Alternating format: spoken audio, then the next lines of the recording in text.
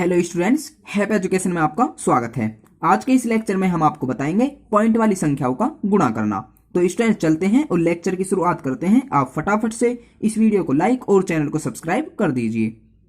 मेरा आपको सबसे पहले सजेशन ये है, कम से कम आप 20 तक तो पहाड़े जरूर याद कर ही लें।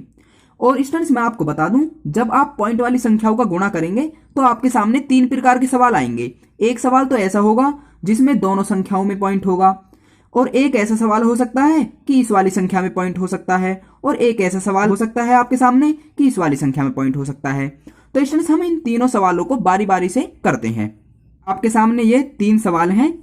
यह 3 अंकों की संख्या है, 1, 2, 3, और यह 2 अंकों की संख्या है। स्टूडेंट्स मैं आपको बता दूं, ज्यादा अंकों की संख्या को हम ऊपर लिख लेते हैं। जैसे यह 3 अंकों की संख्या है तो इसे हम ऊपर लिख लेंगे 8.39, और यह 2 अंकों की संख्या है, इसे हम नीचे लिख लेंगे 1.3, गुना का चिन्ह लगा देंगे। और स्टूडेंट्स इसी प्रकार हम इन सवालों को भी लिख लेंगे। तो स्टूडेंट्स हम लिखते हैं इनको भी। स्टूडेंट्स यह 4 अंकों की संख्या है तो इसे हम ऊपर लिख लेंगे, और स्टूडेंट्स यह 2 अंकों की संख्या है, इसे हम नीचे लिख लेंगे। इसी प्रकार इसको भी लिख लेते हैं। स्टूडेंट्स हमने तीनों सवालों को लिख लिया है। स्टूडेंट्स हम थोड़ी देर के लिए मान लेते हैं कि इन सवालों में कहीं भी पॉइंट नहीं है। और स्टूडेंट्स मैं आपको बता दूं, जब हमें पहाड़ा याद होता है तो हम डायरेक्ट गुना कर देते हैं। जैसे कि हमें यहाँ पर 13 का पहाड़ा याद है तो हम डायरेक्ट गुना कर देंगे, यानी कि 13 की 9 में करेंगे, 13 की 3 में करेंगे, 13 की 8 में करेंगे।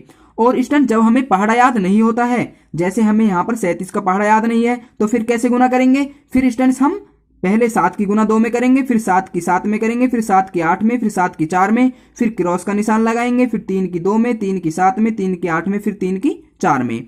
तो स्टूडेंट्स आप बिल्कुल अच्छी तरह समझ गए होंगे, जब पहाड़ा याद होता है तो हम डायरेक्ट गुना कर देते हैं, और जब पहाड़ा याद नहीं होता है तो हम एक एक अंक की गुना करते हैं। और स्टूडेंट्स रही पॉइंट की बात, तो थोड़ी देर के लिए मान लेते हैं इन सवालों में कहीं भी पॉइंट नहीं है। स्टूडेंट्स पहले हम सिंपल ही गुना कर लेते हैं, बाद में पॉइंट लगा लेंगे। तो स्टूडेंट्स पहले हम पहले सवाल को करते हैं। हमें 13 का पहाड़ा याद है तो हम डायरेक्ट गुना करेंगे।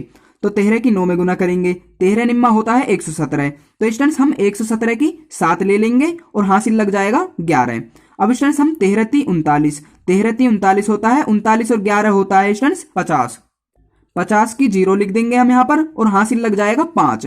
अब स्टूडेंट्स हम 13 की 8 में गुना करेंगे, 13 8 होता है 104, 104 और हासिल का 5 109 हो जाएगा। तो हम यहाँ पर 109 लिख देंगे। अब स्टूडेंट्स हमें यहाँ पर पॉइंट लगाना है, लेकिन स्टूडेंट्स अभी हम यहाँ पर पॉइंट नहीं लगाएंगे। पहले स्टूडेंट्स हम इनकी भी गुना कर लेते हैं, बाद में स्टूडेंट्स हम इन तीनों सवालों में एक साथ ही पॉइंट लगा देंगे। अब स्टूडेंट्स इस दूसरे सवाल में हमें 37 का पहाड़ा तो याद नहीं है, तो स्टूडेंट्स हम क्या करेंगे? पहले 7 की गुना 2 में करेंगे, 7 दूनी 14 की 4 हासिल 1, 7 7 49, 49 और 1 हासिल का 50, 50 की 0 लगा देंगे, हासिल 5 लग जाएगा। 7 8 56, 56 और 5 कितना होता है? 61 होता है, 61 की 1 हासिल 6, 7 चौक 28, 28 और 6 होता है 34। अब स्टूडेंट्स हम क्या करेंगे? यहाँ पर क्रॉस का निशान लगाएंगे। अब स्टूडेंट्स हम 3 की गुना 2 में करेंगे, 3 दूनी 6।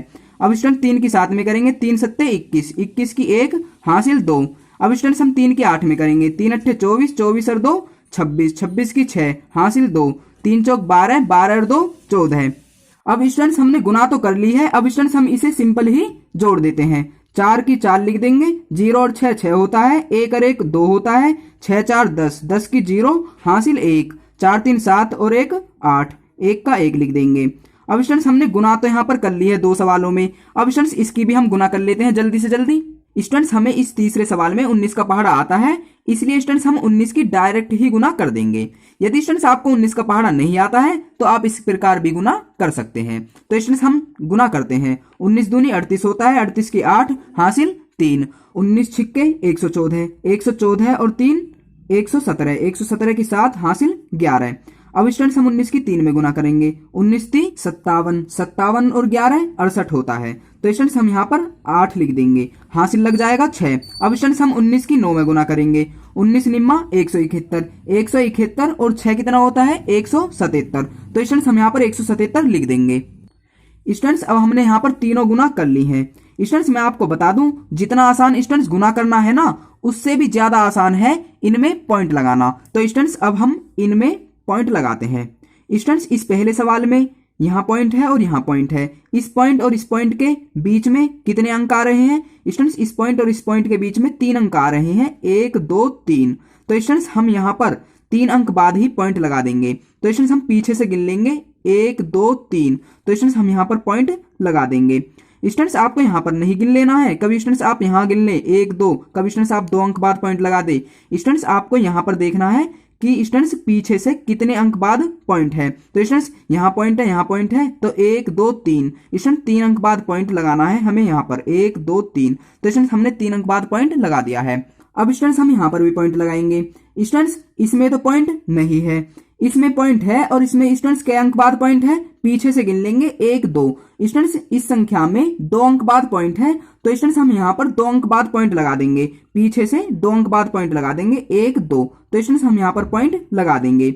इसी प्रकार स्टूडेंट्स हम इसमें भी पॉइंट लगाएंगे। स्टूडेंट्स इस संख्या में तो पॉइंट नहीं है, इस संख्या में पॉइंट है, पीछे से 1 अंक बाद पॉइंट है यहाँ पर। स्टूडेंट्स हम इसमें भी पॉइंट 1 अंक बाद ही लगा देंगे। स्टूडेंट्स हमारे इन तीनों सवालों के आंसर आ चुके हैं। तो स्टूडेंट्स आप बिल्कुल अच्छी तरह समझ गए होंगे पॉइंट वाली संख्याओं की गुणा कैसे की जाती है। यदि स्टूडेंट्स आपको यह लेक्चर पसंद आया है तो इस वीडियो को लाइक कीजिएगा और चैनल को सब्सक्राइब कीजिएगा। आप चाहें तो हमें इंस्टाग्राम पर भी फॉलो कर सकते हैं, लिंक इस वीडियो के डिस्क्रिप्शन बॉक्स में दे दिया है। तो स्टूडेंट्स चलते हैं, फिर मिलेंगे बेसिक मैथ एक वीडियो के साथ।